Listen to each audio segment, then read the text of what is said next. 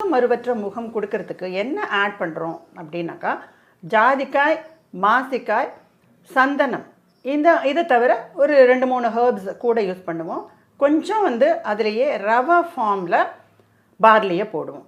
But இது என்னன்னா எல்லாமே இது end product will be always in a coarse form. இந்த ப்ராடக்டை எப்படி உபயோகப்படுத்தணும் அப்படின்னு சொன்னால், முதல்ல நீங்கள் ஃபேஸை வெட் பண்ணிக்கணும்.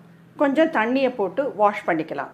அப்படியே இருக்கும்போது அதை துடைக்காமையே இந்த ப்ராடக்ட்லேருந்து கொஞ்சம் எடுத்து நீங்கள் அது அப்படியே ப்ராடக்டை தண்ணியில் கூட கலக்க வேண்டாம். ஹோல் ஃபேஸும் அப்படியே ஸ்ப்ரெட் பண்ணிவிட்டு ஜஸ்ட் டோன்ட் டூ எனிதிங். ரப் பண்ணக்கூடாது, கீழே மேலே போட்டு தேய்க்கக்கூடாது, இது எதுவுமே பண்ணாத. Just apply and leave it for 5 minutes. இந்த மாதிரியான பிம்பிள்ஸ் வரவங்க எல்லோரும் ஆயிலி ஸ்கின்னாக இருப்பாங்க. ஆயிலி ஸ்கின்னாக இருக்கும்பொழுது எந்த மாதிரியான ஒரு பேக்கோ ஒரு ஸ்க்ரப்போ யூஸ் பண்ணாலும் the skin will not go dry. So oily skin அப்படின்னு சொல்லி எல்லாரும் சொல்லிக்கிறாங்களே வழியா, oily skin has God its own advantages.